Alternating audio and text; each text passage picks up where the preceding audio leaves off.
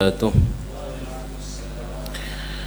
إن الحمد لله نحمده ونستعينه ونستغفره ونعوذ بالله من شرور أنفسنا وسيئات أعمالنا. من يهده الله فلا مضل له ومن يضلل فلا هادي له. أشهد أن لا إله إلا الله وحده لا شريك له وأشهد أن محمدا عبده ورسوله. اللهم صل وسلم على نبينا محمد وعلى آله وصحبه أجمعين. يا أيها الذين آمنوا اتقوا الله حق تقاته ولا تموتن إلا وأنتم مسلمون. يا أيها الناس اتقوا ربكم الذي خلقكم من نفس واحدة وخلق منها زوجها وبث منهما رجالا كثيرا ونساء واتقوا الله الذي تساءلون به والأرحام إن الله كان عليكم رقيبا. يا أيها الذين آمنوا اتقوا الله وقولوا قولا سديدا يصلح لكم أعمالكم ويغفر لكم ذنوبكم ومن يطع الله ورسوله فقد فاز فوزا عظيما. أما بعد فإن أصدق الحديث كتاب الله وخير الهدي هدي محمد صلى الله عليه وعلى آله وسلم وشر الأمور محدثاتها وكل محدثة بدعة وكل بدعة ضلالة وكل ضلالة في النار. Jamaah sekalian rahimani wa rahmakumullah taala, alhamdulillah, segala puji bagi Allah, salawat serta salam semoga senantiasa tercurah kepada Nabi kita Nabi Muhammad sallallahu alaihi wa ala alihi wasallam. Kita bersyukur kepada Allah tabaraka taala kita bisa hadir kembali di majelis yang mubarak ini, di kajian rutin kita pembahasan kitab Al-Wajiz fi Fiqh Sunnah wal Kitabil Aziz karya Syekh Abdul Azim Badawi hafizahullahu taala. Dan alhamdulillah pagi hari ini kita sampai pada pembahasan ada Ihya'ul Mawad dan ada Al-Ijarah. Ihya'ul Mawad yaitu menghidupkan lahan yang mati, ya. Menghidupkan lahan yang mati. Nah, pakai ini wis karena butuh.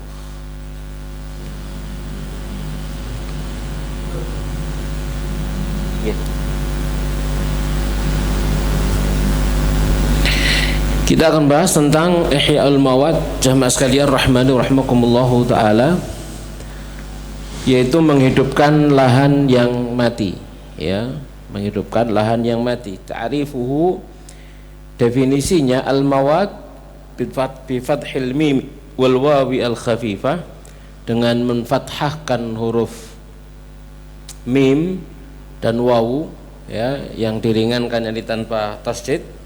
Al-mawad, ya, yaitu al-ardul lati lam ta'mur, yaitu bumi atau lahan atau tanah yang tidak makmur, tidak digarap, tidak dikelola, tidak dimakmurkan. Berarti apa? Ditelantarkan, ya. Subbihatil imaratu, yang kemudian pemakmurannya itu diserupakan bil hayati, dengan kehidupan, ya. Wa ta'tiluha bi faqdil hayati, sementara menelantarkannya, membiarkannya kosong, membiarkannya terlantar, tak tergarap, tak bermanfaatkan, itu seperti kehilangan kehidupan, seperti hilangnya kehidupan. Maka disebut Ihya'ul Mawad, menghidupkan yang mati. Maksudnya adalah menghidupkan tanah yang mati, tanah yang terlantar, tidak digarap. Wa Ihya'ul Mawati, dan Ihya'ul Mawad, ya, itu adalah an ya'mada syakhsu, seseorang itu dia sengaja menuju ila li ardin, ke satu tanah lahan, la ya'lamu taqadduma milkin 'alaiha li ahadin, yang dia tidak mengetahui atau tidak diketahui, atau la yu'lamu, ya, dia tidak mengetahui atau tidak diketahui, ya. Kalau dibaca la ya'lamu taqadduma milkin, kalau dibaca la yu'lamu taqaddumu mulkin, tidak diketahui kepemilikan sebelumnya, alaihi, atasnya, li ahadin, milik seseorang, ya. Jadi tidak diketahui adanya kepemilikan orang lain sebelumnya atas tanah tersebut, ya. Jadi tidak diketahui apa tanah tak bertuan begitu ya. Ini tanah tak bertuan. Fayuhiha, kemudian dia menghidupkannya bisaqi, dengan cara mengairinya, awiz zar'i, dengan cara menanaminya, awil gharsi, ya kalau zara ya dia apa namanya menanam tanaman-tanaman yang tidak berbatang berkayu itu nama jenenge. Wah, ya koyok padi, koyok apa jenenge, jagung dan semacamnya, itu namanya zara' ya. Kalau awil gharsi atau dengan tanaman-tanaman yang ada kayunya ya, yang ada buahnya nanti berkayu, jadi tanami mangga, tanami apa kan itu maksudnya ya.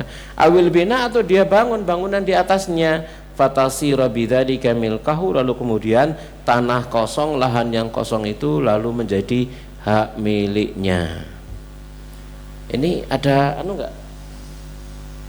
Apa ini? Rektor lah.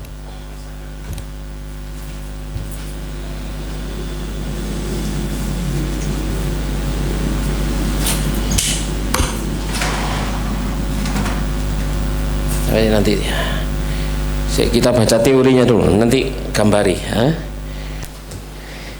ya. Jadi ada lahan kosong tak bertuan, tidak diketahui pemiliknya siapa, tak bertuan begitu ya, lahan itu kosong terlantar, maka kemudian dimanfaatkan oleh seseorang yang kemudian dia mengairinya dengan air, ditanduri, ditanami gitu ya, ditanam padanya pohon-pohon yang berbuah, atau kemudian dia bangun rumah atau bangun bangunan, fatasira bidzalika milkahu, lalu dengannya demikian tanah itu menjadi miliknya. Nanti tak sambung sendiri ya. Itu kemudian menjadi hak miliknya ya. Ini yang disampaikan oleh Imam Ibnu Hajar dalam Fathul Bari. Jamaah sekalian rahmani rahimakumullahu taala. Yang berikutnya dakwatul islami ilaihi, ajakan Islam kepadanya, ajakan atau seruan Islam terhadapnya itu untuk menghidupkan lahan yang kosong, lahan yang mati. Disebutkan an Aisyah radhiyallahu taala anha, dari ibunda Aisyah radhiyallahu taala anha, anin Nabi, dari Nabi sallallahu alaihi wasallam, qala, beliau bersabda, man a'mara ardhan, barang siapa yang dia memakmurkan ardon, lahan, tanah atau sebidang tanah, laisa li ahadin, yang laisat li ahadin, tanah itu bukanlah milik seorang pun, fahuwa ahaqqu, maka dia lebih berhak atasnya. Ini hukum asal begitu ya. Ini hukum asal, dan itu berlaku zaman dulu kan seperti itu ya. Mbah-mbah kita itu morong ngapling tanah wakeh gitu ya, dia ada apa namanya membuka lahan, kemudian apa namanya dia memagarinya itu jadi hak miliknya gitu ya. Makanya kita ketahui bahwasanya mbah-mbah kita dulu yang semakin tua ke sana, mereka memiliki tanah yang luas ya, tanah yang luas ya. Bahkan ada apa namanya jamaah itu dia punya tanah, tanda tangannya raja siapa zaman dulu, itu miliknya, milik daripada bayi ya. Apa tanah apa jenenge, pegirian, ya, dia punya seperti itu ya. Zaman dulu seperti itu ya. Kalau zaman sekarang wah, ada aturan sekarang ya, enggak bisa seenaknya ya, enggak bisa moro sampe nang alas kono bakeri nekku ngono ya. Nah, iso saiki ya. Tapi hukum asalnya jamaah sekalian rahmani rahimakumullahu taala ya, itu adalah sunnah. Jadi dakwatul Islam ilai, ajakan Islam, suruhan Islam kepadanya untuk memanfaatkan lahan agar tidak terlantar. Qala Urwatu, berkata Urwah, qadha bi Umar fi khilafatihi, dengannya Umar itu menetapkan hukum dalam kekhilafahannya ya. Jadi memutuskan hal ini dalam kekhilafahannya. Ya kalau tidak salah zaman saat itu tahun 2005 gitu ya, kita diajak keliling Mekah sama Syekh Abu Abdurrahman ya. Jadi kemudian ditunjukkan oleh beliau bagian-bagian dari tanah-tanah yang ada di luar Mekah itu ada dibatasi gitu ya, dipageri, ditandai milku fulan, ini milik fulan. Jadi di sana masih berlaku, tapi itu khusus berarti orang sana. Gak iso sampean rono kok tak golek tanah di gini. Itu di sana masih bisa, ya itu ya. Jadi di pinggiran begitu, dipageri gitu ya. Saya ditunjukkan, ini Ihyaul Mawat, ya, menghidupkan tanah. Baik. Wa an Jabir, dari Jabir dari Nabi sallallahu alaihi wasallam qala, beliau bersabda, man ahya ardan maitatan fayalah. Siapa yang menghidupkan lahan kosong yang mati terlantar, maka lahan itu adalah miliknya. Tanah itu menjadi miliknya, ya. Wa anu aidha, dan juga dari Jabir dari Nabi sallallahu alaihi wasallam qala, beliau bersabda, man ahata haitan, barang siapa memagari sebidang tanah dengan tembok, ala ardin, atas satu lahan, fayalahu, maka lahan itu adalah miliknya, ya. Jadi cara memiliki lahan yang kosong itu ya dalam syariat Islam dengan cara apa? Menghidupkannya dengan menanaminya, mengairinya, ya, atau dengan cara memagarinya, ya, dipagari kemudian itu menjadi miliknya. Namun dengan syarat apa? Dihidupkan, tidak boleh ditelantarkan. Nanti kan sekarang ada di negeri kita ada kebijakan tentang tanah-tanah yang terlantar, ya. Itu ada jamaah sekalian rahmani rahmakumullahu taala.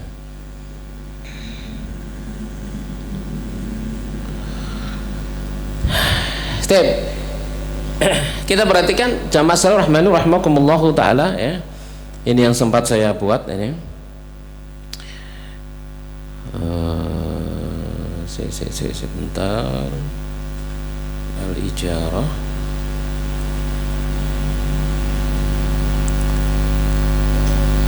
Sebentar.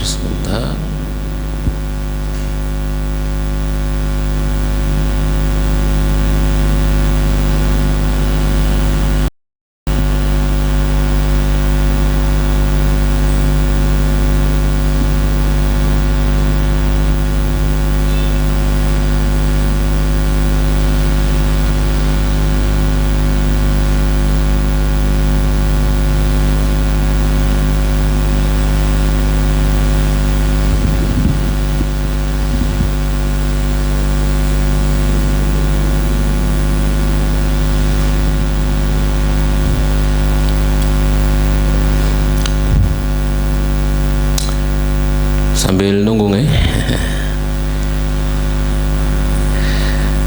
gambaran besar mengapa Islam mengatur masalah menghidupkan lahan yang kosong ini, ya.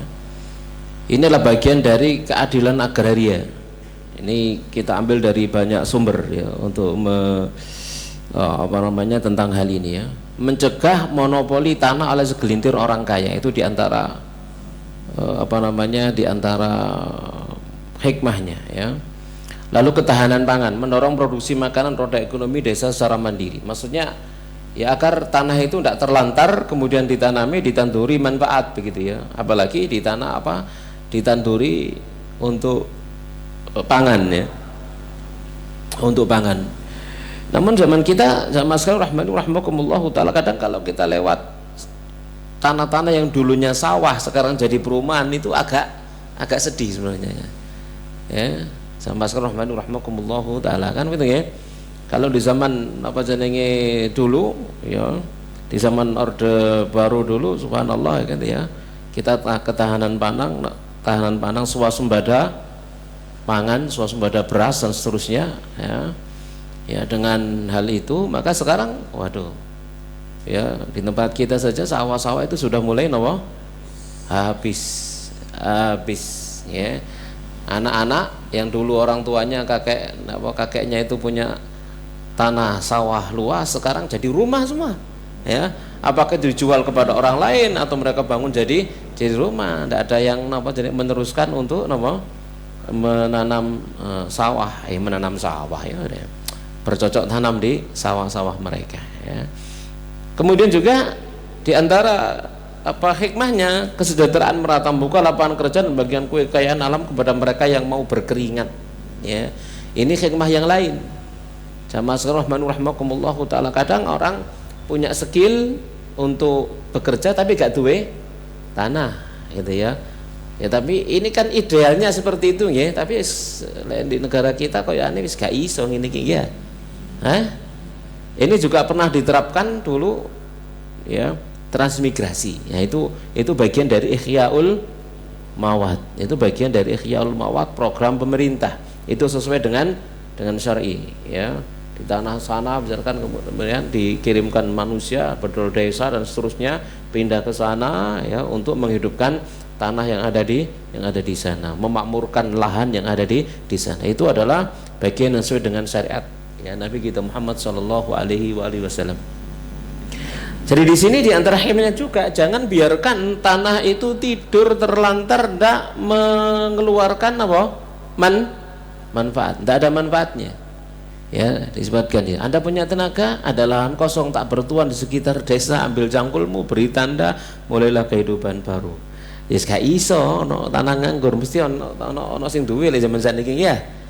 Ya jadi hasil tatkala misalkan kita punya lahan gitu ya, maka kalau kita nggak bisa mengerjakannya, maka cari orang yang bisa mengerjakannya ya dengan sistem kemarin muzaraah atau musaqah kemarin ya, dengan sistem seperti itu. Sama sekali rahimakumullahu taala. Apa kok gak gelem? Keliru dari sana. Baik. Nah ini jamaah sekalian rahimakumullahu taala, kita akan membahas tentang hal ini ya. Lalu sudah disebutkan apa itu Ihyaul Mawad ya. Ihyaul Mawad ya, di sana ada tanah mawat, tanah mati ya. Kondisi awalnya lahan kosong yang terbengkalai, tidak bertuan dan tidak ada tanda-tanda pernah diolah. Tatkala kemudian itu ditandai ya, tatkala kemudian itu dipagari kayak tadi itu, siapa yang mengairi, siapa yang menghidupkan, siapa yang nandai, maka itu adalah miliknya. Tujuannya adalah untuk menghidupkannya ya. Jadi tanah yang kosong tadi itu kita bisa merubahnya menjadi lahan produktif. Secara istilah mengolah tanah tak bertuan menjadi hidup dan bermanfaat, ada manfaatnya, dimanfaatkan tanah tersebut sehingga tidak terlantar ya, tidak menghasilkan apa-apa, dihasilkan apa-apa, agar menghasilkan ya. Jamaah sekalian rahimakumullahu taala ya, termasuk misalkan kita melihat kita punya kemampuan, tidak punya tanah misalkan begitu ya, ada tanahnya tetangga kok berok gitu ya, so dirunding aja kan gitu ya, dirunding aja tanahmu eman gitu ya, aku iso garap gitu ya, ayo paron misalkan begitu ya, hasilnya dibagi dua. Nah begitu maksudnya, jadi tidak dibiarkan terlantar ya. Yang punya tanah ya tinggal jenengin delok tok gitu ya, yang garap ya, atau mungkin bibitnya kemarin sudah kita bahas ya, bibitnya dari pemilik tanah yang sini bekerja maka paron gitu ya. Kalau kemudian dari pekerjanya termasuk bibitnya juga nanti akan ada pembahasan yang lain ya, apakah 60-40 atau 30-70, nah seperti itu sesuai dengan kesepakatan.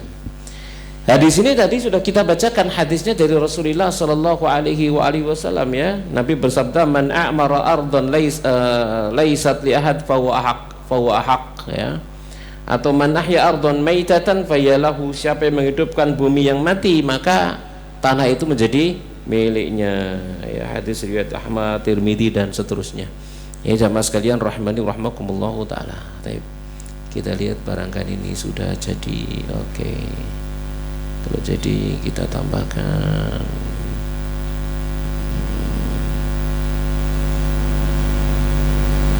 ijarah. Betul ya, ijarah. Oke.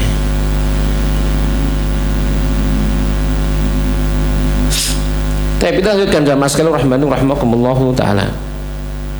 Jadi ini hukum asalnya adalah sunnah Nabi Shallallahu Alaihi Wasallam, ini disyariatkan ya. Islam tidak hanya membolehkan tapi sangat menganjurkan kita untuk bergerak dan produktif. Tumbuhan yang dimakan makhluk lain pun akan dihitung sebagai sedekah. Jadi tanah yang kosong tadi itu kemudian diurutkan, ditanduri, ditanami. Satu manfaat untuk yang punya tanah, manfaat untuk yang garap ya, dengan sistem yang pertemuan sebelumnya apakah muzara atau musaqah tadi itu tidak dibiarkan terlantar. Kemudian kalau ada tanamannya, ada biji-bijiannya yang tumbuh atau ada buah-buahnya lalu dimakan oleh makhluk-makhluknya Allah Taala ya, maka itu bernilai apa? Sedekah. Mungkin dimakan burung, codot ya gitu ya. Ono codot dasireng barang ya. Ya. Atau semut misalkan semacam itu. Pokoknya makhluk yang bernyawa maka bernilai apa? Sedekah. Ya. Nah kalau tanah itu dibiarkan kosong nggak digarap ya jadi sarang mungkin ular, mungkin tikus, mungkin apa macam-macam. Ya. Sama sekali rahmakumullahu taala. Taib. Lalu lahan seperti apa yang boleh digarap? Yang pertama yang boleh lahan murni bebas, belum pernah dimiliki siapapun sejak era Islam, memang tidak bertuan, belum pernah ada tuannya. Nah ini nanti jadi hak milik ya. Atau bekas reruntuhan kuno ya, bekas reruntuhan kuno mungkin peninggalan zaman Majapahit atau zaman Opo gitu ya.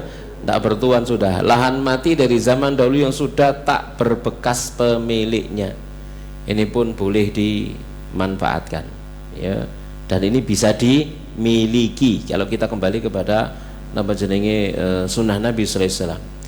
Yang tidak boleh tanah bersertifikat atau milik orang walau terlantar, jika ada pemilik sah haram diambil. Maksud diambil itu dimiliki, dijadikan hak milik, nggak boleh, tidak bisa jadi hak milik ya, itu tidak bisa jadi hak milik ya. Kalau misalkan seseorang itu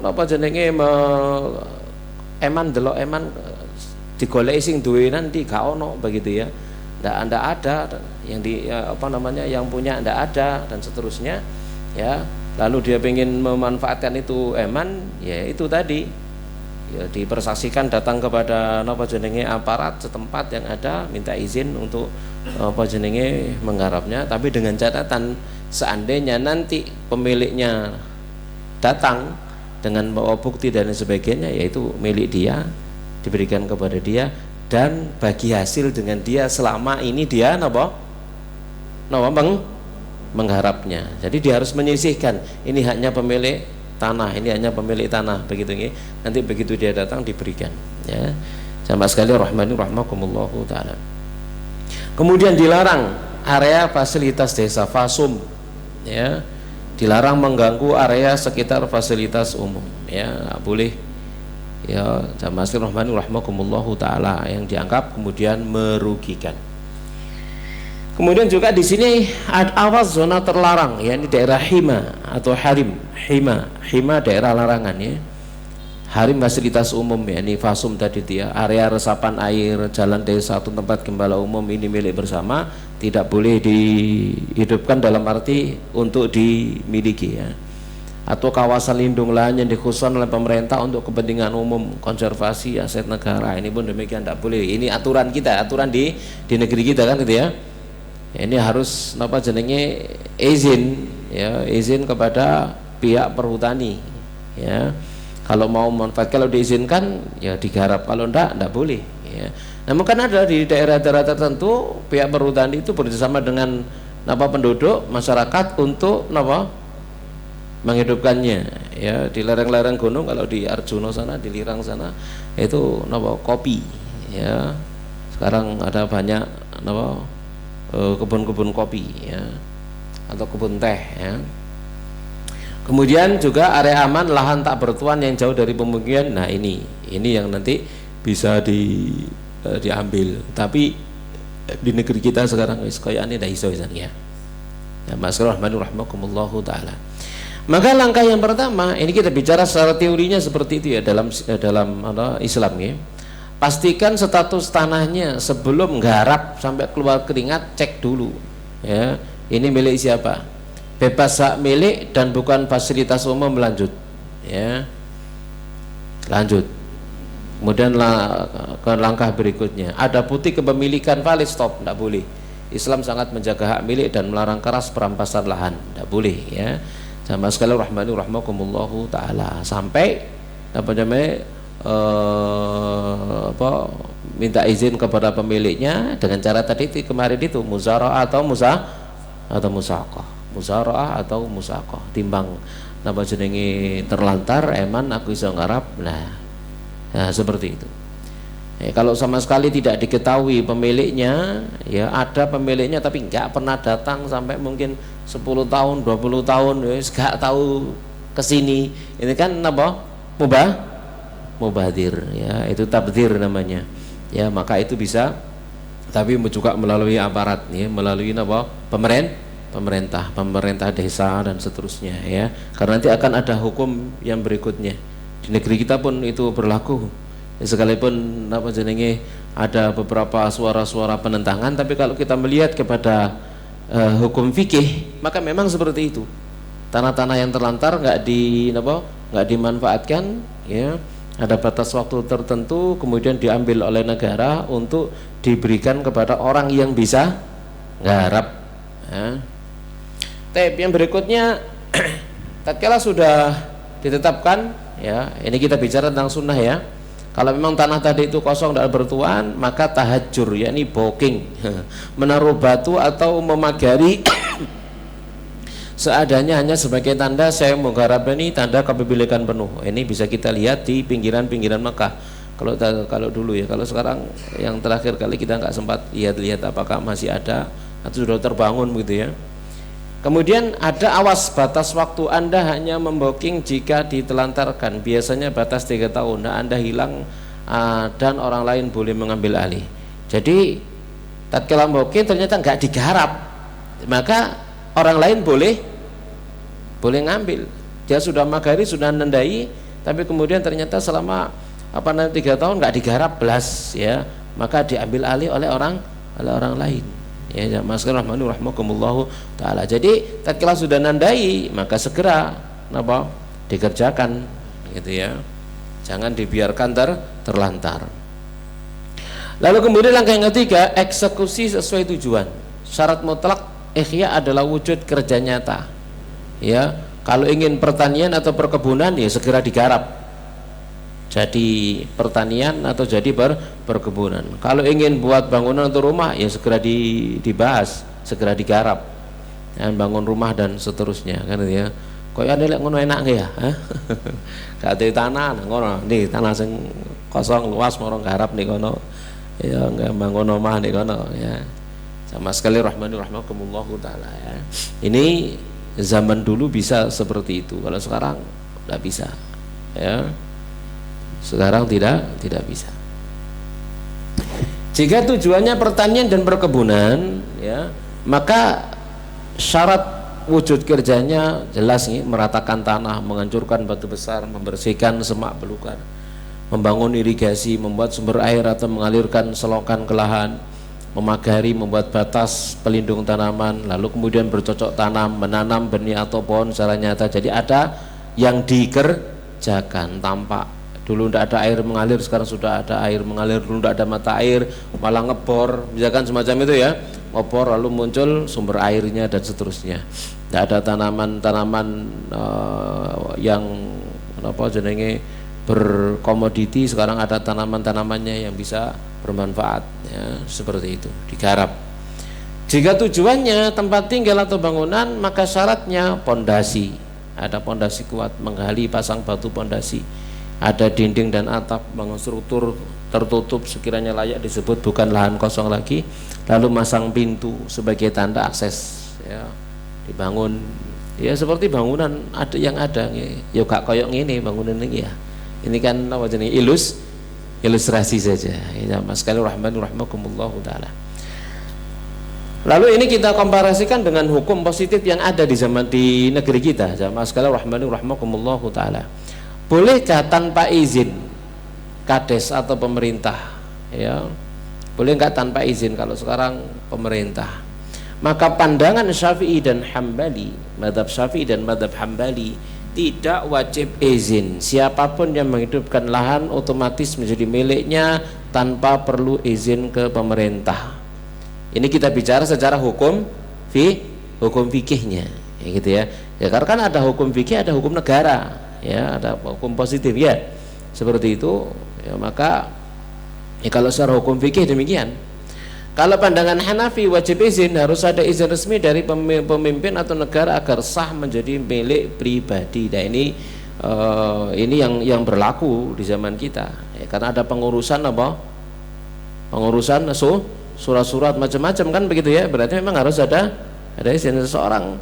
Tatkala dia ingin memiliki tanah di negeri kita, maka dia harus ngurus banyak hal sampai kemudian mendapatkan sertifikat. Berarti itu harus ada izin. Ya, saran praktis di Indonesia hukum positif melapor ke desa sangat dianjurkan untuk menghindari konflik dan mendapat legalitas. Nah, ini ya, kalau ada lahan kosong ya, ada lahan kosong. Dulu di tempat kami di mana di Tretes itu Pecalukan itu ya, daerah sekitar sana, tatkala selesai penjajahan, Londo nyingkre, Jepang nyingkre zaman itu, rebutan rebutan tanah, iya asli ya.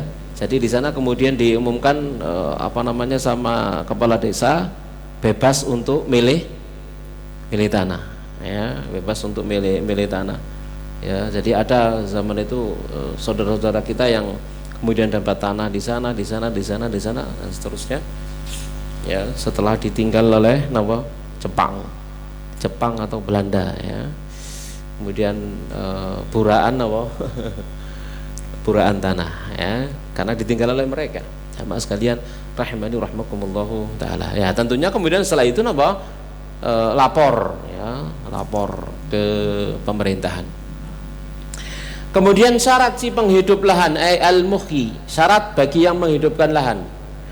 Menurut pandangan mazhab Syafi'i harus seorang muslim. Ya, kita bicara ideal di negeri muslim. Ya, ideal di negeri muslim. Maka dia harus seorang muslim. Ditambahi lagi kalau sekarang muslim lokal. Ditambahi kan itu ya, muslim lokal. Ya, kalau misalkan di Saudi misalkan yang bisa melakukan ini ya orang sana. Nah mungkin pendatang kayak kita, aku tak golek tanah di kono kayak iso. Ya tapi tidak bisa mukimin ya. Jadi muslim ya ditambahi lokal ya. Hak kepemilikan otomatis ini eksklusif bagi kaum muslimin di wilayah Islam. Non muslim tidak berhak meski diizinkan. Ya, kalau di Jogja ada hak pakai saja tapi tidak punya hak milik, kan gitu ya. Apalagi setelah jadi dikhianati pada masa perang kemerdekaan dulu dia, maka sebagian etnis ya, maka di sana dia tidak akan pernah dikeluarkan sertifikat hak milik, hanya hak pakai saja tapi tidak pernah bisa memiliki. Ya, ini ada dalam fikih begitu, seperti itu. Sama sekali rahmakumullahu taala ya. Kalau pandangan mazhab Hanafi, muslim dan non muslim berkedudukan sama. Semua boleh menghidupkan lahan mati karena ini murni tentang cara pemanfaatan bumi. Kalau menurut mazhab Hanafi. Nah, non muslim di sini yang dimaksud tentunya adalah zimmi. Ya, adalah yang zimmi, yang mereka tunduk di bawah hukum Islam dan mereka bayar jizyah dan tunduk di bawah hukum Islam. Berlaku untuk mereka hukum-hukum Islam, berlaku untuk mereka, diterapkan kepada mereka hukum Islam ya, sama dengan kaum muslimin ya, seperti itu ya. Jamaah sekalian rahmani rahmakumullahu taala. Lalu kaidah emas kepemilikan gugur jika ditelantarkan. Jadi gugur kalau ditelantarkan. Jadi al-milku la yabqa bi'adamil intifa'i. Kepemilikan itu tidak akan tetap tanpa adanya pemanfaatan. Kalau tidak dimanfaatkan maka hak kepemilikan dicabut. Kalau nggak manfaat, sawah gak digarap terus sampai bertahun-tahun. Yang kemarin itu muncul mau dibuat undang-undang berapa tahun, 2 atau 3 tahun nggak digarap, diambil alih sama pemerintah. Nah ini kalau ya dikembalikan ke rakyat si mendingan marono dikekno wong. Nah ini ya cari wong Jawa wani gelut ngono ya. Ya dikekno dulure sing iso nggarap gak apa-apa, mungkin si mending gitu. Tapi kemudian dimanfaatkan oleh oknum-oknum tertentu. Nah ini yang zaman sekarang. Saya masukkan rahmani rahmakumullahu taala ya. Motor apa nih? Kita lanjutkanlah. Jadi lahan adalah amanah sosial, bukan komoditas pasif untuk ditimbun. Jika Anda telah memiliki lahan namun dibiarkan mati bertahun-tahun tanpa alasan syar'i, negara berhak mengambil alih dan memberikannya pada yang mau bekerja, kepada yang mau menghidupkannya. Ya, jamaah sekalian rahmani rahmakumullahu taala ya, seperti itu ya. Taib. Nah, ini tadi sudah kita bahas. Nah, itu tentang ihyaul mawat ya, yang intinya apa? Tidak dibolehkan apa terlantar. Jelas insyaallah nggih?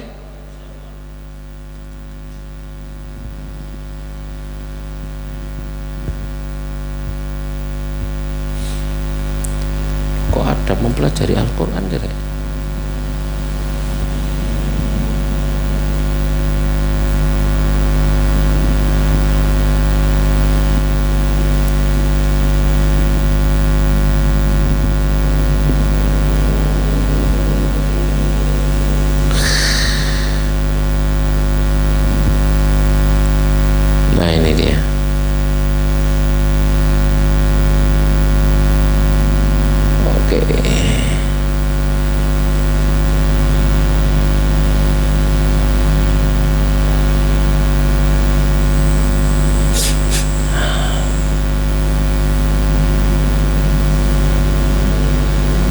Sekarang kita masuk dalam pembahasan al-ijarah.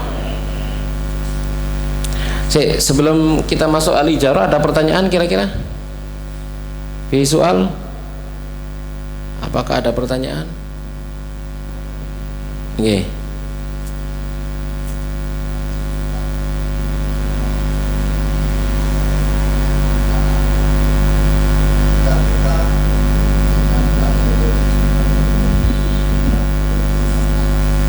Apa?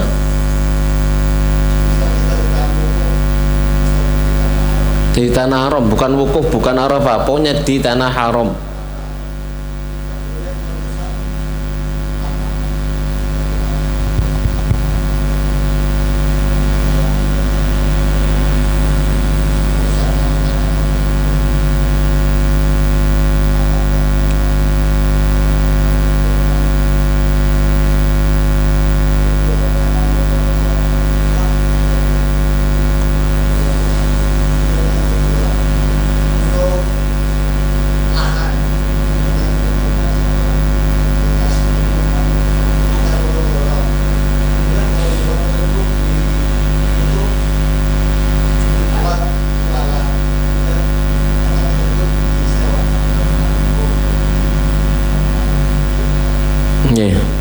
Tapi yang pertama tentang nama jenenge tentang larangan di tanah haram. Tanah haram itu adalah tanah khusus, memiliki hukum-hukum khusus, beda dengan tanah-tanah yang lain. Di antaranya misalkan nama jenenge tidak boleh membunuh burung merpati di sana, dan tidak boleh melakukan perbuatan yang membuat burung merpati itu terbunuh, gitu ya. Contoh ngetak, orang getak kaget miber tubruk, ketubruk napa mobil mati, wajib sampean bayar dam wedhus siji, kan gitu ya. Misal gitu ya. Kenapa lah kok mati? Aku cuma getak ya, gara-gara mbok getak lalu dia kaget miber nubruk truk, misalkan begitu ya. Nah, gitu ya. misalkan macam itu hukum khusus ya. Jadi haram ya apa namanya burung merpati di sana, nggak boleh ya. Kalau keluar dari tanah haram ono burung merpati maka halal, nggak ada masalah, boleh diburu, boleh dimakan. Kalau di tanah haram nggak boleh diburu, diburu aja nggak boleh, apalagi kemudian diburu lalu memakannya. Misalkan seperti itu tanah haram. Termasuk diantaranya adalah tidak boleh mencabut rerumputan yang tumbuh liar di sana, nggak boleh. Itu hukum khusus. Itu adalah hukum apa? Hukum khusus yang ada di tanah haram, nggak boleh. Kenapa nggak boleh? Oh dilarang gitu aja ya, karena itu adalah hukum khusus yang di tanah haram ya. Kecuali apa namanya pohon ya, pohon yang bukan tumbuh liar tapi ditandur, ditanam di sana, mimbo ya kali ini sekarang ya, diapok di Indonesia untuk penghijauan di mana, di Arafah dan seterusnya ya, di tempat-tempat yang lain ya.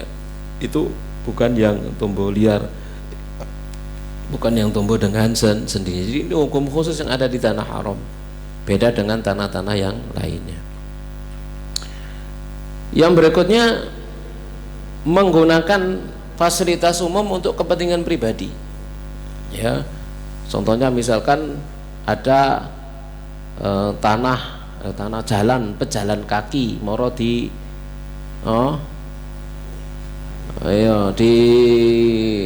dibuat jualan di atasnya gitu ya, maka ini tidak boleh ya. Itu tidak diperbolehkan ya. Bahkan mungkin apa namanya bahkan sebagiannya malah dikei rombongnya permanen, dicor pisan begitu ya. Nah ini penggunaan fasilitas umum yang bukan pada tempatnya begitu ya. Makanya di sana secara hukum pemerintah boleh untuk mengusir mereka, boleh untuk menghancurkan bangunan mereka gitu ya. Ini hukum boleh ya, hukum boleh. Tapi kadang-kadang pemerintah itu juga kalau bicara tentang hukumnya boleh.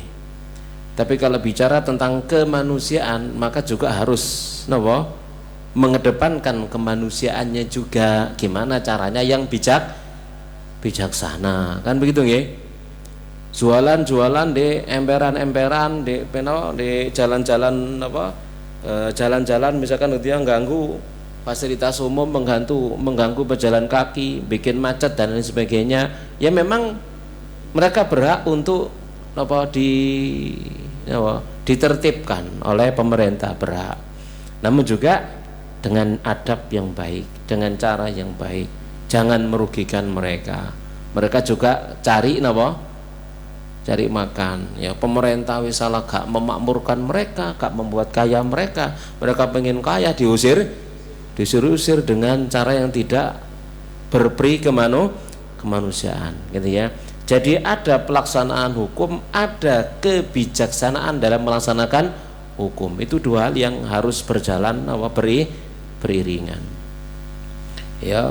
Jadi sangat sakit gitu ya hati kita kalau kemudian kita melihat misalkan ya ada Satpol PP keras kepada para pedagang sampai merusak barang mereka, merusak jualan mereka dan seterusnya. Nah ini tidak, mana kemanusiaannya mana gitu loh ya.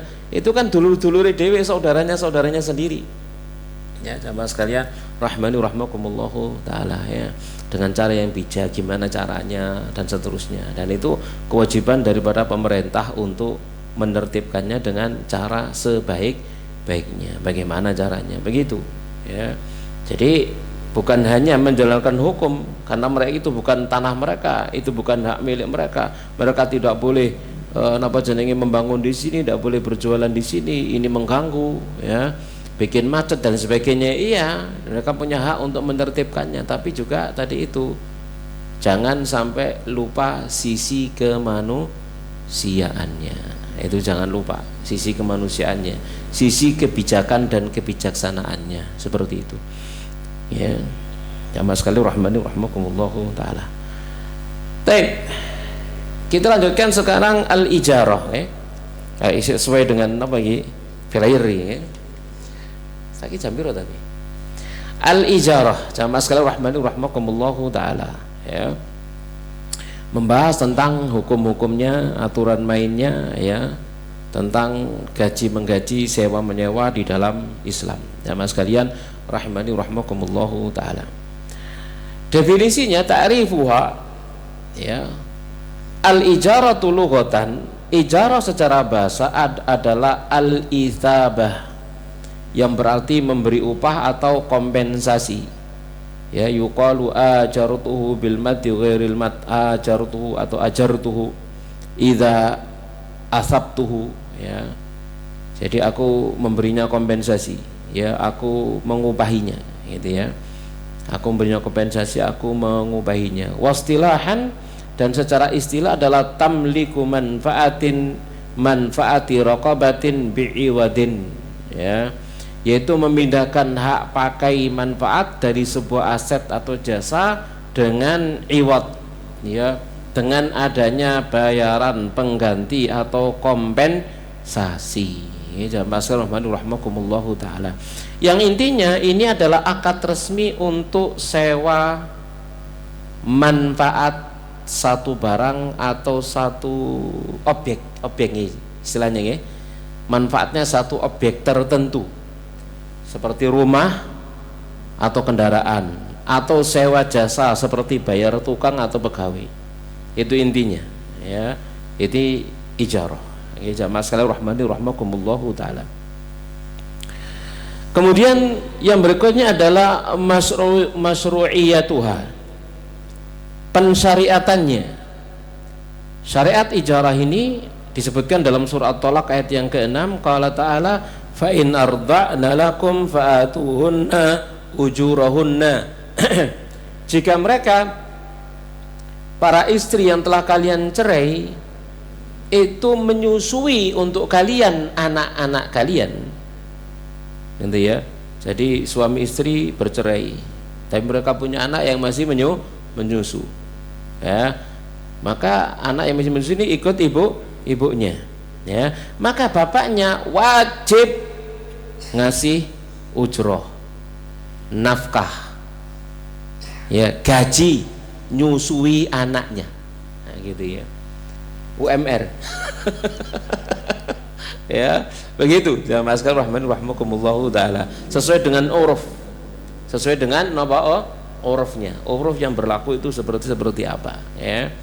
Jadi ini fa in arda'na lakum fa'atuhunna ujurahunna, kalau mereka istri yang telah kalian cerai itu menyusui anak kalian, maka bayar mereka upah menyusui anak, upah menyusui anak. Kemudian juga mereka butuh penghidupan, berarti dicukupi ya, karena mau nyusui butuh mangan, butuh ngombe. Lek pengen anake niku susu ibu niku sehat, berarti nutrisi di pangan ibu ini juga bergizi begitu. Nah begitu ya, jamaah sekalian rahimahumullahu taala. Lah kalau seorang ibu misalkan nyusui anak sing dume banyu putih tok ae, ya susune bening.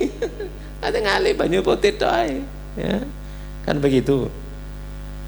Wa qala ta'ala, dan juga Allah taala berfirman dalam surah Al-Qasas ya, ayat 26, qalat ihdahuma, salah satu di antara putri Syuaib ya, berkata, ya abati istajirhu, wahai bapakku, wahai ayahanda, istajirhu, jadikan dia orang upahan, upahi dia. Inna khaira man istajartal qawiyul amin, sesungguhnya sebaik-baik orang yang akan Anda upahi, ambil upahnya jadi pekerja, adalah orang yang kuat lagi terpercaya. Ini tentang Musa. Yang tentang siapa? Musa. Disebut al-qawi, kuat karena dia mampu memindahkan batu yang tidak mampu dipindahkan oleh banyak orang. Ya, dikatakan al-amin, terpercaya karena dia minta di depan. Ya, artinya minta di depan. Tatkala berjalan sama perempuan itu disuruh belakang. Kenapa? Karena sebelumnya perempuan itu di depan, Musa di di belakang, lalu angin nakal menyingkap betisnya dan seterusnya, lalu dia nggak mau, lalu dia kamu di belakang, aku di depan, ya. Kalau apa namanya belok ya, nganan ngiri kasih tanda. Jadi ini amin, terpercaya, tidak mau memanfaatkan kesempatan dalam kesempitan, ya, seperti itu. Al-amin, terpercaya. Kemudian dalam surah Al-Kahfi ayat 77, qala ta'ala fawajada fiha jidaran yuridu ayyan qadda fa'aqamah qala law syi'ta latakhadta alaihi ajra.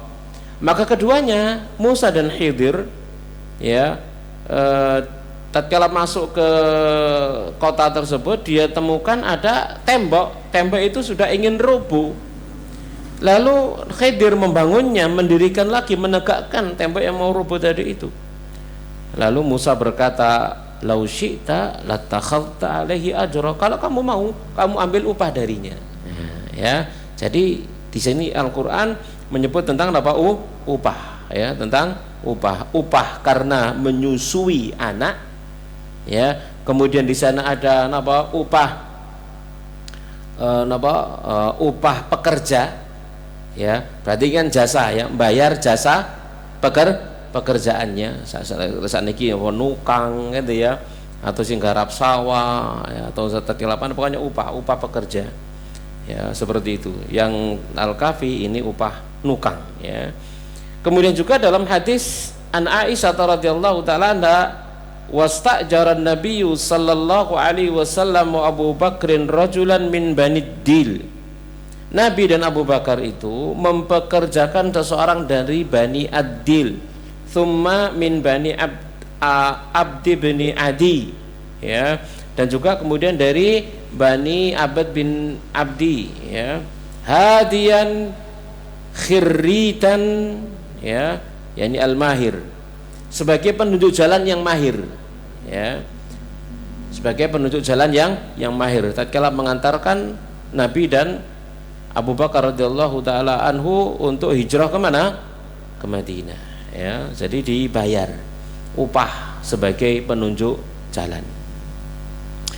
Kemudian jamaah sekalian rahmani rahimakumullahu taala, ya, ma yajuzu ijaratuhu, apa yang boleh disewakan, ya, apa yang boleh disewakan, ya, ini ada aturannya. Apa yang boleh dijadikan sebagai barang sewaan atau objek yang disewakan, yaitu kullu ma amkanal intifa'u bihi, segala objek yang memungkinkan untuk dimanfaatkan, diambil manfaatnya, maka ma'abaqai ainihi, bersamaan dengan tetapnya zatnya, fisiknya. Di situ, ya, segala sesuatu yang manfaatnya bisa diambil tanpa merusak fisik barangnya, tetap, ya, fisik barangnya baqa, tetap tinggal.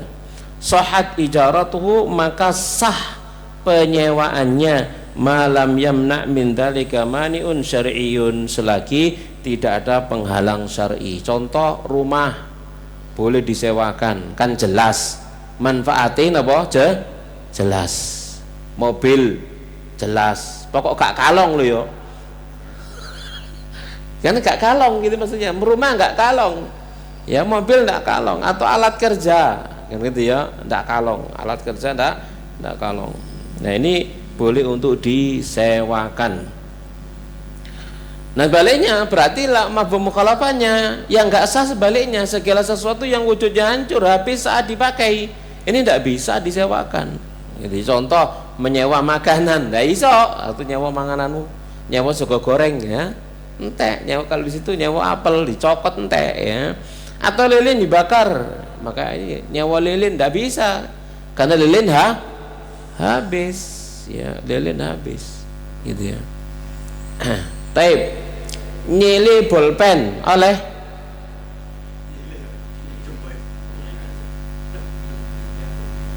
tintai berkurang tak tetap. Nah, berarti jaluk kan gitu, ya. Cuman gak usah ngomong aku jaluk tintai pulpenmu tak gawe nulis, gak usah ngono. Nyele semua paham, nyele pulpen itu mesti Kalau ngono gak usah dirinci, kok jelimet itu sudah uruf kita sudah jalan. Kadang-kadang ono apa jenenge ono dia nyilih pulpene, nyilih njaluk, gak usah ngomong ngono. Kenapa? Semua paham, mabum. Lek jenenge nyilih pulpen iku maksude njaluk tinta ditulisno mesti kalau ngono paham. Jadi bahasa itu sudah ojo diribeti gitu ya. Jangan dibuat susah. Gitu ya. Jadi kata-kata aku nyilih pulpen itu maksudnya njaluk tinta gitu ya. Sekalipun ngomongin apa? Nyilih gitu ya. Itu semua paham gitu loh, paham. Ya, orang tatkala ngomong nyilih lalu nyilih pulpen sing mesti kalong itu maksudnya ngekei gitu ya. Baik. Yang berikutnya wa yustaratu, dan disyaratkan antakunal ainul al muajjaratu ma'lumatan, disyaratkan bahwasannya objek yang disewakan itu maklumah, dikenal. Objek sewa spesifik, maklumah, dikenal, diketahui. Ya, ini rukunnya. Maklumah, objeknya maklumah, dikenal, diketahui. Ya, secara spesifik. Wal ujratu maklumah. Kemudian apa ujrohnya? Upahnya jelas, nyewane jelas. Jadi misalkan aku nak nyewa omamu piro sakarepmu, oleh, oleh sakarepmu gak oleh, jelas, kudu harus jelas. Aku nyewa mobil sedina piro sakarepmu wis piro-piro, gak enak ngono iku. Enak no mboten ngoten niku? Jawabane aku nyewa ta nyele iki, kan gitu ya. Karuan lek nyele, kan gitu ya. Nyewa ta nyele, kan gitu nggih. Sampeyan iku nyewano apa nyewakno nang aku apa nyeleno nang aku? Kan gitu ya. Harus jelas dari awal, lek nyewa piro, lek nyele engko tak beki bensine kan ngono. Ya.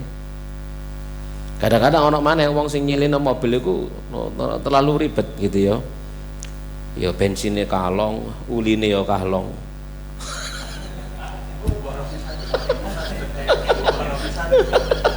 Ya jawab, ya bane ya kalong pisan ya. Sak rem-reme kalong. Ngono masa dirinci ngono ya. Kan enggak begitu ya. Kok malah urip iki malah ribet ketemu ngono ya. Jamaah sekalian rahmani rahmakumullah taala ya. Jadi wal ujratu ma'lumah. Ya, upahnya jelas. Angkanya harus jelas.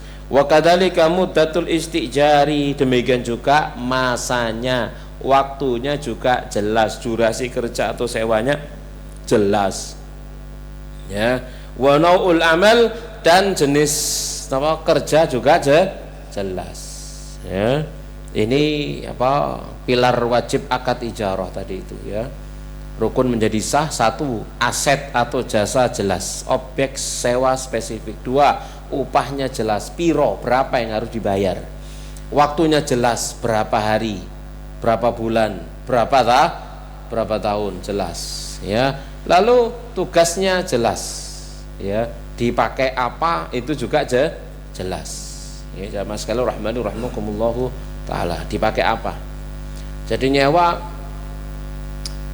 toko berapa hari? 10 hari. Digawe apa? Dodol wedhus. Nah ini kan itu ya, jelas dipakai apa. Jualan kambing. Jari sing duwe toko, marun mbok tinggal lambune. Kan gitu ya.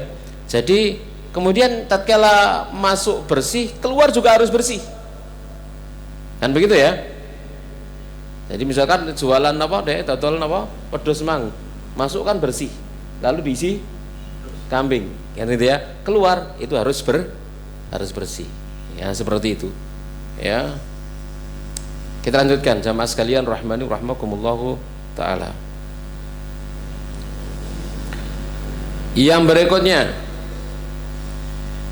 qala ta'ala, berfirman Allah Ta'ala hikayatan an sahibi Musa, dalam rangka menceritakan tentang sahabatnya Nabi Musa ini Khidir, annahu qala inni uridu an unkihaka, oh bukan Khidir ya, yaitu Su'aib, inni uridu an unkihaka, sesungguhnya aku pengen menikahkan kamu ihdabnatayya hataini, kepada salah satu di antara kedua putriku ini, ala anta juroni thamaniya hijaj, dengan catatan maharnya ya engkau bekerja untukku selama 8 tahun. Fa in atmamta asyran famin inti, tapi kalau kamu sempurnakan 10 tahun maka itu terserah kamu ya. Jadi mahar menikahi putrinya apa? Kerja selama 8 tahun menggembalakan kambing ya.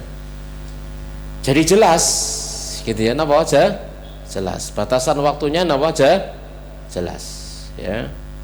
Wa an Hanzalata, dan dari Hanzalah ya, dari Hanzalah Ibn Qais qala, dia berkata sa'altu Rafi'a ibn Khadij, aku pernah bertanya kepada Rafi' bin Khadij an kira'il ardi bidzabi wal wariqi ya, tentang menyewakan tanah dengan emas dan perak. Faqala la ba'sa bihi, dia mengatakan tidak apa-apa.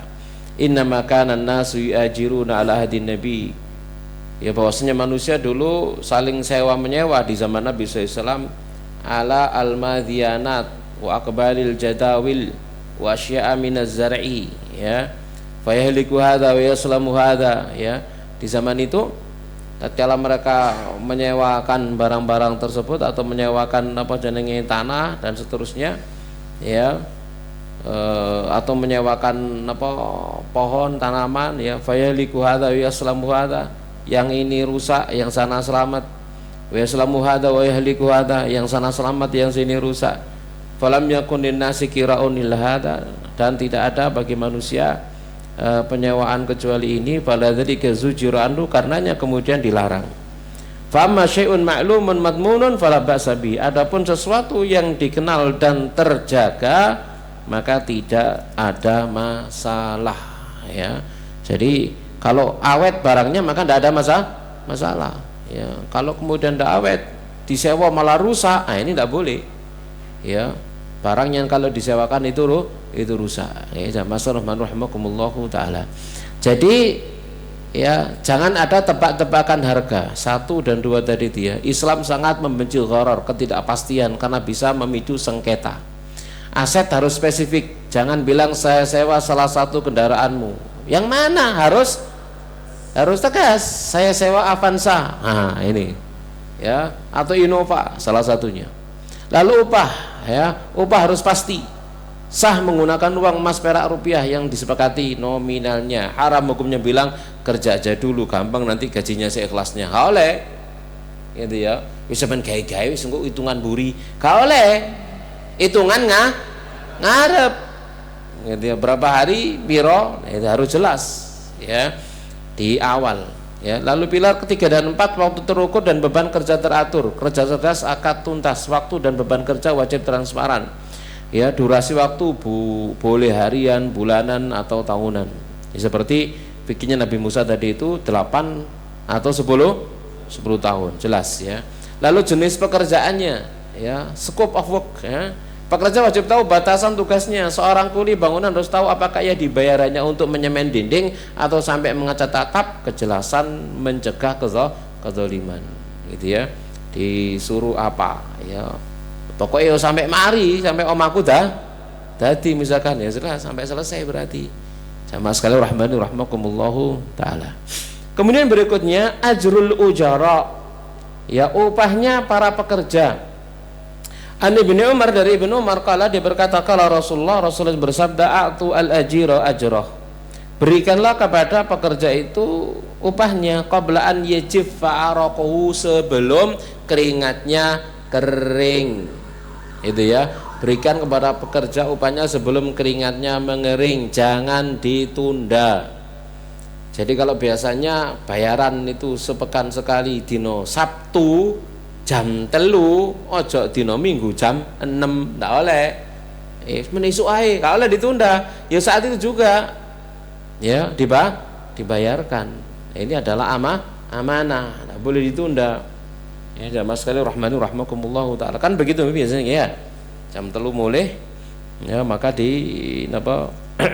dibayarkan. Majikan yang baik dalam Islam adalah majikan yang gerak cepat. Begitu pekerjaan selesai sesuai kesepakatan, hak pekerja harus segera ditunaikan. Menunda-nunda pembayaran upah padahal mampu adalah kezaliman, ya, kezaliman. Tab yang berikutnya, itsmu man mana'a ajral ajir, dosa orang yang menahan upahnya pekerja. Ini peringatan keras, menahan upah pekerjaan. Abi Hurairah, dari Abu Hurairah radhiyallahu taala anhu, Nabi, dari Nabi sallallahu alaihi wasallam, qala, beliau bersabda, qala Allah taala, Allah taala berfirman, talathatun ana khasmuhum yaumal qiyamah, 3 golongan orang yang aku, ya Allah berfirman, ya, 3 golongan orang yang akan menjadi musuh mereka pada hari kiamat. Rajulun a'tabi thumma ghadar, seseorang, satu golongan, ya, yang mereka memberi dengan namaku kemudian dia khianat. Warajulun ba'a khurran, yang kedua seseorang yang dia menjual orang merdeka dijual jadi budak. Fa'akala thamanahu, dia makan harganya. Dan yang ketiga, ini menjadi pembahasan kita, warajulun istajara ajiran fastaufa minhu wa lam yu'tihi ajrahu, seseorang, ya, yang dia mempekerjakan pekerja, lalu pekerja itu sempurnakan tugasnya, pekerjaannya, dia tidak memberikan upahnya. Ini nanti jadi musuhnya Allah, ya, punya musuh manusia saja repot, apalagi jika musuhmu di akhirat Allah Al-Khaliq, sang pencipta, ya. Jadi kalau kita punya pekerja atau ngupah orang, begitu selesai pekerjaannya atau batas waktu biasanya bayar, segera dibayar, gak oleh disemayani, ndak boleh disemayani, gak oleh semoyo. Kalau sudah ngupah orang ndak boleh semoyo, segera dibayar. Ya jamaah sekalian rahmani rahmakumullahu taala. Baik. Yang berikutnya, mala tajuzul ujratu alaih, ya, perkara yang tidak boleh, ya, tidak boleh disewakan, dikerjakan, haram, ya. Qala ta'ala berfirman, jadi hukum asal ijarah adalah mubah, boleh, kecuali untuk hal yang menabrak syariat, tidak boleh. Ini perkara yang tidak boleh, ya. Qala ta'ala berfirman, la tukrihu fatayatikum alal bigha in aradna takhassunan litabtaku aradal hayatid dunya, jangan kalian paksa budak-budak wanita kalian untuk melacur, ya, jika mereka ingin untuk menjaga kehormatan mereka, untuk kemudian kalian mencari kesenangan dunia, kehidupan dunia. Wa man yukrihunna fa innallaha min ba'di ikrahinna ghafurur rahim, dan siapa yang memaksa mereka, maka sesungguhnya Allah setelah pemaksaan kepada mereka zat yang Maha Pengampun lagi Maha Penyayang, ya. Jadi di sini upah pelacuran ini haram, ya, ini haram. An Jabir, dari Jabir, anna jariyatan li Abdillah ibni Ubay ibni Salul yuqalu laha Musaikah, ada seorang budak milik Abdullah bin Ubay bin Salul namanya Musaikah, wa ukhra, dan yang lain yuqalu laha Umaymah, yang lain namanya Umaymah. Fakana yukrihuma ala zina, duanya memaksa 2 budak ini untuk zina. Fasyakata dzalika ila Nabi, lalu keduanya lapor kepada Nabi sallallahu alaihi wasallam. Fanzalallah, lalu Allah turunkan, wala tukrihu fatayatikum alal bigha, sampai tadi itu, jangan kalian paksa budak wanita kalian untuk melakukan menjual dirinya. Wa Nabi Mas'udin Al-Ansari, dari Abu Mas'ud Al-Ansari radhiyallahu anhu, anna Rasulullah SAW naha an thamanil kalbi, Nabi melarang dari harganya anjing, wa maril baghi, maharnya pelacur, wa hulwanil kahin, dan upahnya dukun, ya, perdukunan. Jadi jual beli anjing, ya, kemudian upahnya pelacuran, kemudian juga upah untuk dukun. Ini tidak diperbolehkan. Ini jamaah sekalian rahmani rahmakumullahu taala. Lalu wa Ibnu Umar, dari Ibnu Umar, qala nahan Nabi sallallahu alaihi wasallam an asbil fahli, ini pun demikian, ya, yaitu upah pejantan, sewa pejantan. sewa pejantan. Maksudnya hewan maksudnya, ya. Jadi ini untuk ngawini betina sana lalu dibayar. Ya. Taib jamaah sekalian rahimahumullah, di situ disebutkan ya, contohnya menyewakan ruko untuk perjudian atau pabrik miras, jelas haram. Membayar preman, pembunuhan bayaran atau saksi palsu, jelas ya. Taib yang berikutnya jamaah sekalian rahimahumullah taala, 3 penghasilan jasa yang dilaknat oleh Nabi Shallallahu Alaihi Wasallam. Ya, Rasulullah SAW secara spesifik melarang keras transaksi jasa ini karena mengandung penipuan mutlak atau merendahkan martabat. 1. Upah perdukunan. Tadi itu khulwanul kahin, membayar jasa peramal nasib, dukun atau paranormal. Ini haram, batil. 2. Hasil asusila, mahar al-baghaya, uang hasil prostitusi atau melacurkan diri, ya haram, jijik, menjijikkan, ya. Taib. Namun ada di satu tempat sana ya, napa jenenge germom enggak kaji yo. Subhanallah, ya Allah ya. Nah, yang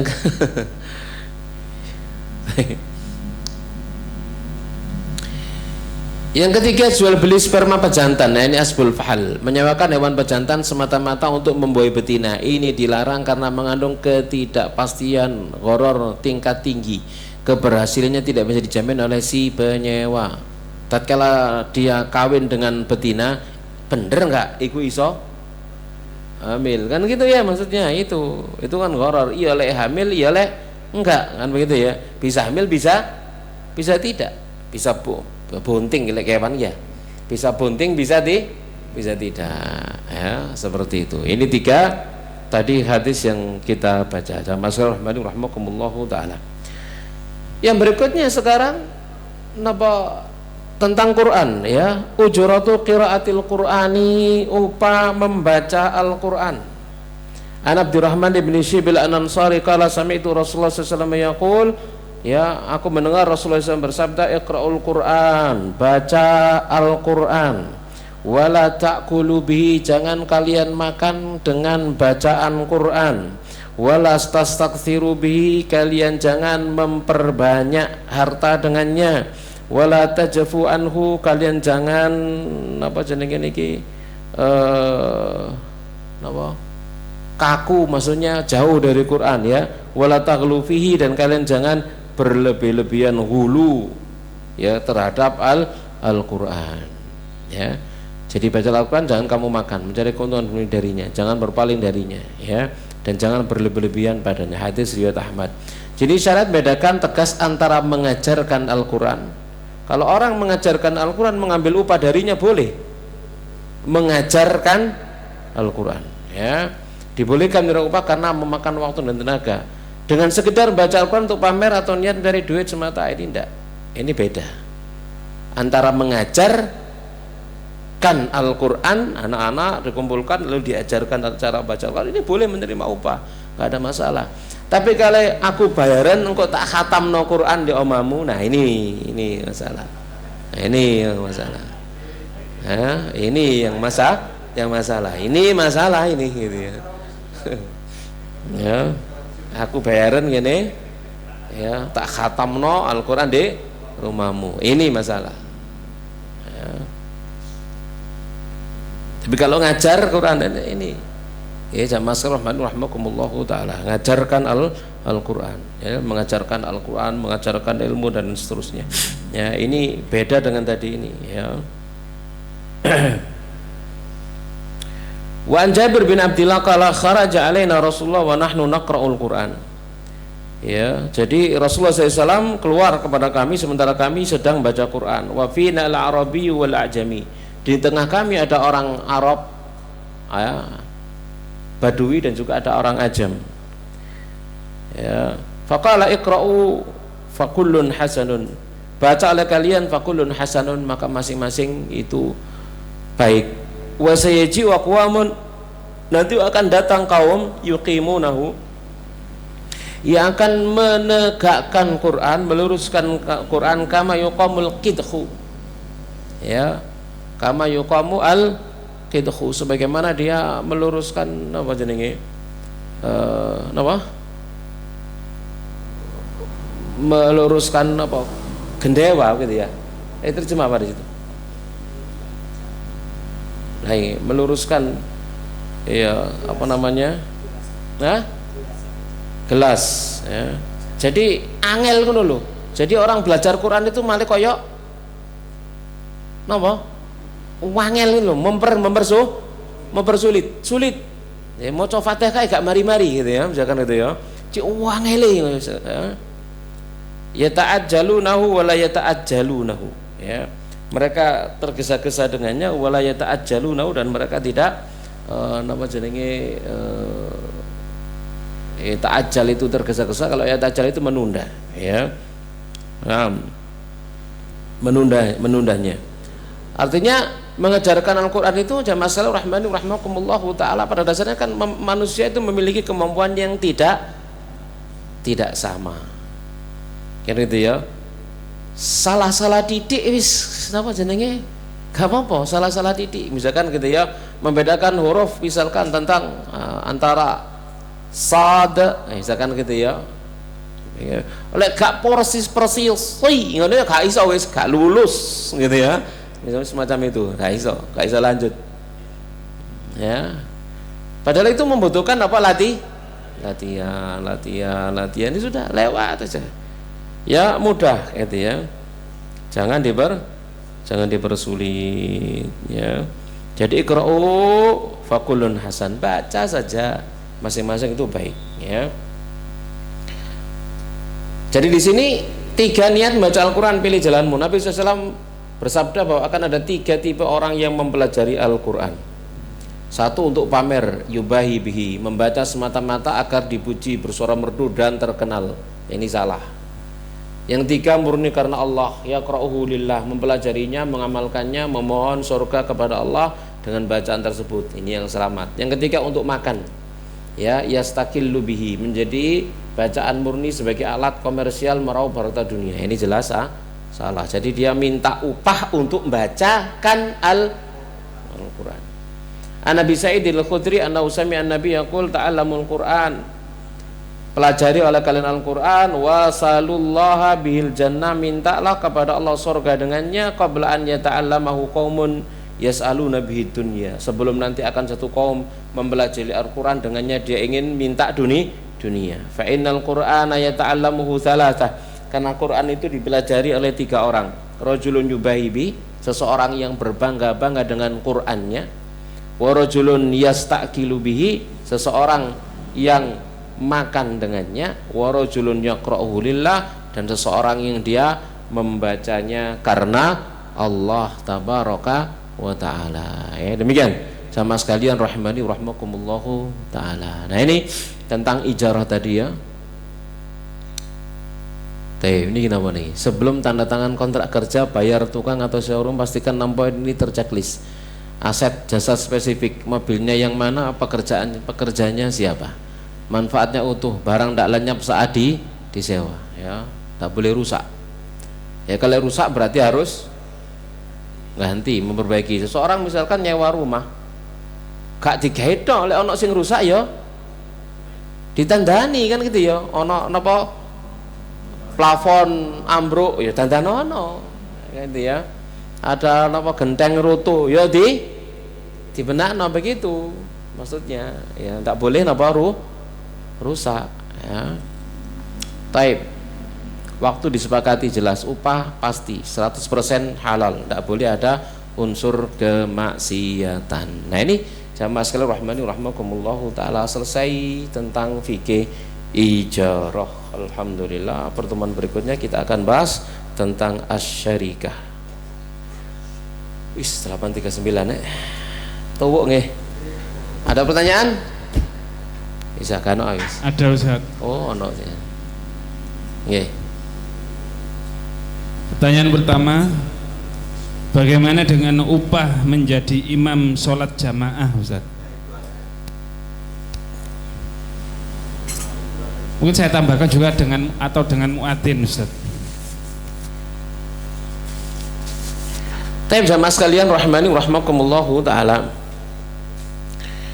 Ya, apa namanya, seorang imam apa digaji, atau seorang muadzin kemudian dia digaji. Ya, jamaah sekalian rahmani rahimakumullahu taala. Dari satu sisi ini adalah kebijakan pemilik atau pengelola masjid. Lihat kepada kebijakan pemilik atau pengelola masjid. Pengelola masjid menginginkan imam ini dapat jenenge benar-benar berdedikasi untuk menjadi imam. Ya, yang dia itu menyiapkan, biasanya nggak ngimami tok, biasanya kalau imam dia jadi imam nggak ngimami tok. Ya jadi imam, ya dia ngajar Quran, ya dia mengisi pengajian. Ya jadi imam, biasa kan begitu sepaket, gak ngimami tok, ya. Ngimami, misalkan ada masjid baru dibangun dibuka lowongan apa? Imam, mesti ada paketan. Jadi imam, lalu apa? Ngajar Quran, kemudian apa? Ngisi pengajian. Nanti mengajarkan ilmu. Gitu ya, itu satu paket, dan seperti itu. Jadi nggak ada masalah, ya. Sama sekalian rahmani rahmakumullahu taala, ya. Kemudian agar dedikasi semuanya nggak terlambat, maka kehidupannya dicukupi, dia biar nggak mikir yang lain, biar masjidnya makmur, dia nggak mikir yang lain, nggak cari pekerjaan yang lain, wis ini ditanggung sama takmir, kamu wis pokoknya mikire ya apa memakmurkan masjid, imam mono lalu bikin TPQ atau bikin apa, ya, ngajar anak-anak, ngajar orang pada dewasa, ngajar Quran, ngasih ilmu mereka, fikihnya dan seterusnya, kamu hidupmu tak dicukupi. Nah ini ta'awun 'alal birri wat taqwa, nggak ada masalah, ya jamaah sekalian rahmani rahmakumullahu taala. Termasuk kemudian muadzin, ya, muadzin ini kebijakan dari takmir, ya. Ya, ini kebijakan dari takmir. Takmir menginginkan muadzin sing berdedikasi, sehingga karena muadzin itu harus tepat tepat waktu, ya, harus tepat waktu, zuhur, asar, maghrib, isya-nya harus tepat waktu, tidak boleh terlambat dan sebagainya. Dan biasanya itu bisa terganggu kalau kemudian dia bekerja lain. Gitu ya, waktu pekerjaan lain. Nah, kebijakannya wis ojo kerja lainnya, penggaweanmu mek adzan sepaket, biasanya muadzin marbot kan begitu ya, gak adzan tok dikasih penggawean apa, yo muadzin ya marbot tugasnya ya kak bersih ngurusi masjid, ya bersih ngevakum, ngepel, nyilai barang sing kotor, menyiapkan bu kopi, bu teh, bu opo, ini menyiapkan perlengkapan dari para jamaah. Nah seperti itu paketan demikian, jamaah sekalian rahmani rahmakumullahu taala. Jadi di sana bukan hanya satu bukan imamnya tok, bukan muadzinnya tok, tapi ada tugas-tugas yang lain. Maka tidak ada masalah, jamaah sekalian rahimani rahmakumullahu taala. Itu namanya ta'awun 'alal birri wat taqwa, tolong menolong di atas kebaikan dan ketakwaan, gitu ya. Dan Nabi SAW melarang, ya, jangan suruh muadzin yang dia tidak adzan kalau tidak diupah. Ini tidak boleh, gitu ya. Lek diupah adzan, lek gak diupah gak adzan. Ini tidak boleh, orang seperti itu tidak boleh. Ya, sama sekali rahmani rahmakumullahu taala. Paham insyaallah, ya? No?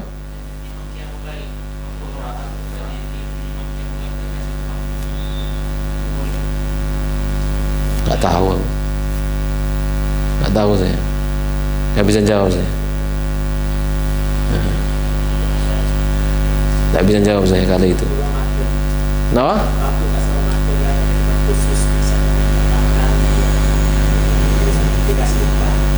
Ya, wallahu alam, ya. Dari satu sisi ini beda antara innamal a'mal binniyat. Ada niatnya takmir, ada niatnya imam. Itu beda. Kalau niatnya imam itu adalah datang karena uang, baginya uang dan tidak ada pahala. Paham di sini? Ya, bagi takmir ini ta'awun 'alal birri wat taqwa. Gitu ya. apa namanya, ta'awun 'alal birri wat taqwa, membantu imam tersebut ya dengan apa jenenge diberikan kepada dia ya bukan upah, itu namanya apa, hadiah, namanya apa, hadiah, namanya hadiah untuk dia ya, diantaranya adalah sebagai penghargaan yang mungkin barangkali untuk menyiapkan dia jadi imam di malam hari itu, selama siang hari dia memutkinkan apa hafalannya sehingga gak sempat nyambut, misalkan gitu ya, gak sempat nyambut gawe wis murojaat to digawe nyiapno imami nanti malam. Nah itu bagian, ini dari dua sisi ya, sisi dari sisi takmir, panitia, penyelenggara, itu niatnya ta'awun 'alal birri wa taqwa, jadi niatnya jangan punya niat tak bayar, tak bayar apa jare aku ndak, itu namanya tidak menghormati dan menghargai apa seorang alim, nggak boleh ya. Tapi niatnya adalah ta'awun 'alal birri wa taqwa, itu niatnya siapa, panitia, penyelenggara atau takmir, seperti itu kalau dia memberikan hadiah.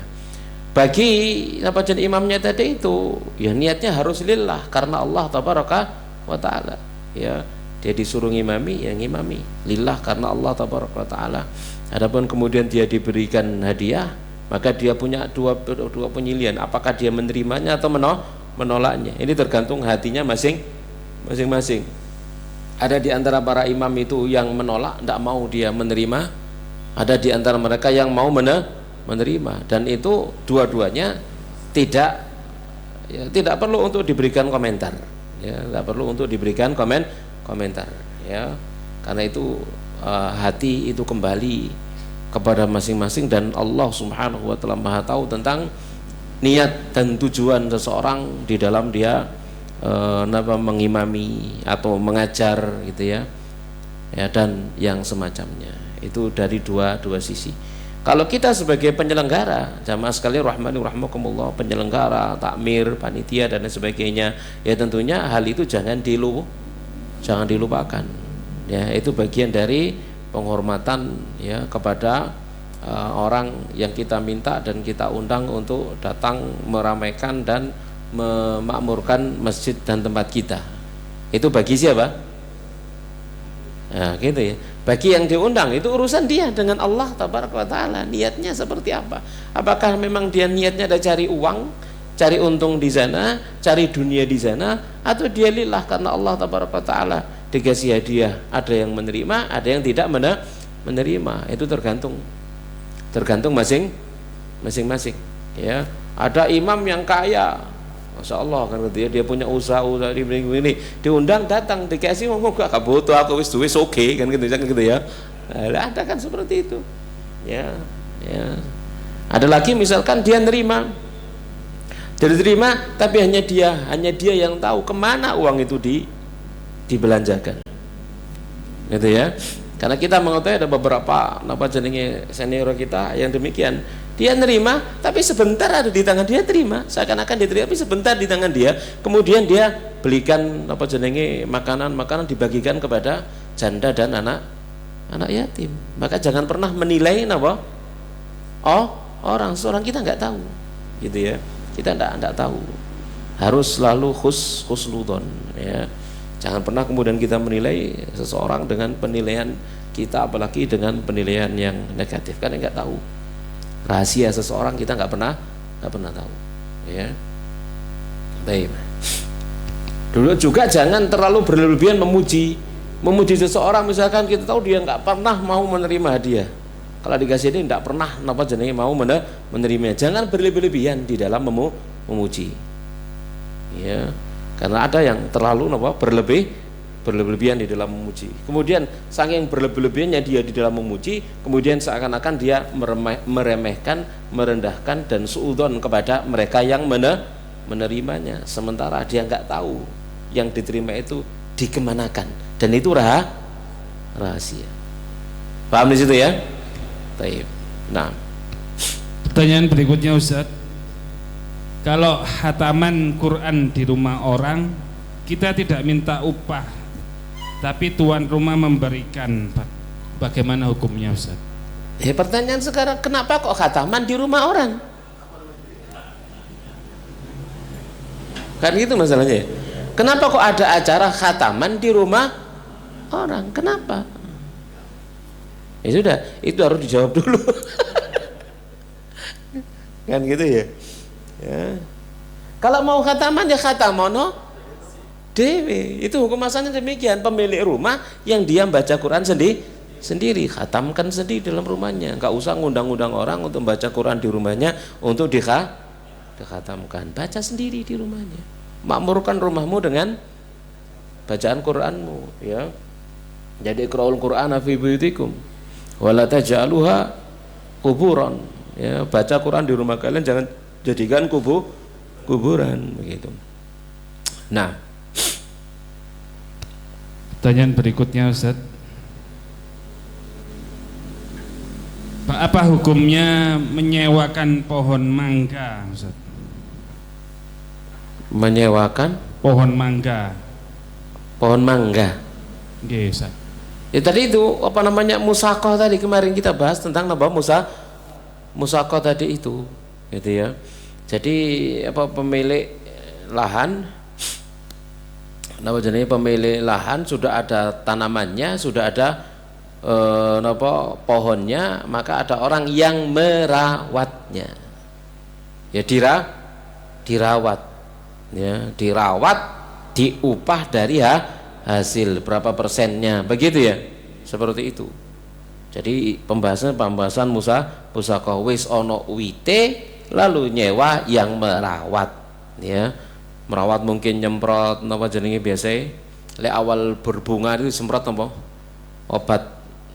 obat bunga cegak rontok nih, misalkan gitu ya, atau dilobangi sekitarnya, dibuat napa gundukan, macam-macam cara napa jenenge merawat pohon sesuai dengan jenis pohonnya sendiri-sendiri, kan beda-beda, ada semacam itu.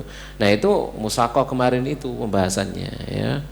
Jadi napa jenenge dia dibayar ya dari hasil ya tadi itu, karena dia merawat pohon yang sudah ada, ya. Jadi kalau disewakan ini enggak jelas hasilnya, tidak jelas, ya, hasilnya tidak jelas, ya. Nah, mungkin yang dimaksud tadi itu dikomersilkan Ustadz, yang pohonnya dia punya pohon, dijual untuk pohonnya itu, buahnya nanti kamu sewa ke saya berapa setahun, hasilnya itu jadi hak kamu gitu. Lah ya itu kan nggak jelas namanya, horor namanya. Berarti haram Ustadz nggih? Hah? Berarti enggak boleh nggih, haram? Iya enggak boleh. Namanya kan horor, hasilnya enggak jelas. Begitu kena penyakit gak hasil blas. Sing duwe apa jenenge, sing duwe wit kipas-kipas. Ah Yesus. Soleh duwe aku, untung tak sewakno. Kan ngono ya. Sing garap ngaplu. Kali apa-apa. Kan gitu. Maka caranya tadi itu musaqah. Ya, caranya musaqah tadi itu. Jadi paron hasil, ya. Jadi ini punya pohon, yang sini ngerawat. Hasilnya tadi itu sesuai kesepakatan nanti. Nah, kalau disewakan temenan wis bayar 1 tahun, kayak tiba iku mang pangan codot kabeh entek wis hasil blas. Ya wis sing duwe tanah wis weneng untung tak sewakno. Kan gitu ya. Sing nyewa ngaplu geru-geru. Nah, apa hukumnya menjual jasa kori mantenan Ustadz? Karena kita sudah maklum untuk mendatangkan kori itu ya pasti membayar Ustadz. Aduh sengone ku kancamu dhewe ae marane jarane maca Quran gak repot-repot ning nek sing jawab iki malah repot juga. Ya, duwe kanca ae, anak-anak kanca atene butuh apa sing maca Quran, ayo kan gitu ya. Jadi dia nanti datang itu hanya sekedar pengen apa? Pengen bantu, enggak golek napa? Enggak golek, bukan untuk mencari upah kan begitu ya. Bukan untuk mencari upah ya. Tapi ana kanca napa jenenge butuh sing maca Quran tak wacakno ngono ae kan begitu ya. Tapi lek nyewa korek, waduh bayar piro rek? Wis ono tarife, ono targete, ya iya ngono. Itu yang masuk dalam larangan Nabi sallallahu alaihi wa alihi wasallam.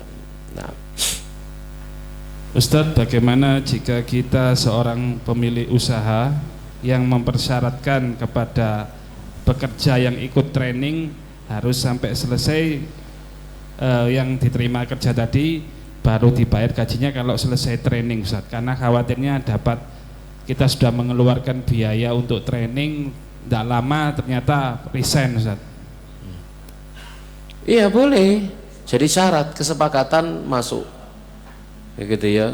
Yang ikut training misalkan, maka dia harus selesai dan dia bekerja ya. Itu dibuat saja kesepakatan perjanjian akad ya, akad di awal ya, harus demikian dan demikian, ini syarat tanda tangan notaris dan seterusnya ya, seperti itu ya. Nah, dan dia harus memenuhi janjinya, wa'ufu bil uqud, penuhilah janji ya, penuhilah janji. Nah, ya boleh dibuat seperti itu. Nah. Pertanyaan berikutnya, bolehkah menjual hak tempat jualan misalkan yang ilegal, Ustaz, seperti di bawah kolong jembatan tapi sudah ditempati lama dan ada orang yang mau berminat meneruskan, Ustaz, atau yang disik-disikan di satu tempat gitu, Ustaz, yang biasa mangkal kemudian mau dijual ke orang haknya itu, Ustaz. Ya udah, mau dodol duduk naik kok didol ya. Itu kan menjual sesuatu yang bukan miliknya, ya jelas gak bener gitu ya, ilegal ya, lalu didol. Dari mana dia punya hak untuk menjual ya? Dia tidak punya hak untuk menjualnya, tidak punya hak untuk menjualnya. Nah, kenapa? Tatkala dia misalkan begini, seseorang secara ilegal menempati suatu tempat, dulu dia nggak beli nggak apa ya, menempati itu tempat itu ilegal ya, kemudian dia dirikan lalu dia jual, yang membeli berikutnya merasa memiliki, pasti itu merasa memiliki, aku wis tuku kok wan ngono ya, aku ben bayar, kan begitu. Nah ini tidak boleh ya, sama sekali. Rahmakumullah taala. Nah. Baik, dari pertanyaan WA sudah, barangkali dari ruangan yang mau bertanya langsung silakan. 0857 ya. Cukup tuh ini berengnya, subhanallah. Baik, demikian cukup ya insyaallah. Baik, kita akhiri, wassallallahu nabiyana Muhammadin wa ala alihi wasallam ajma'in, subhanakallahumma bihamdik asyhadu an la ilaha illa anta astaghfiruka wa atubu ilaik. Wassalamualaikum warahmatullahi wabarakatuh.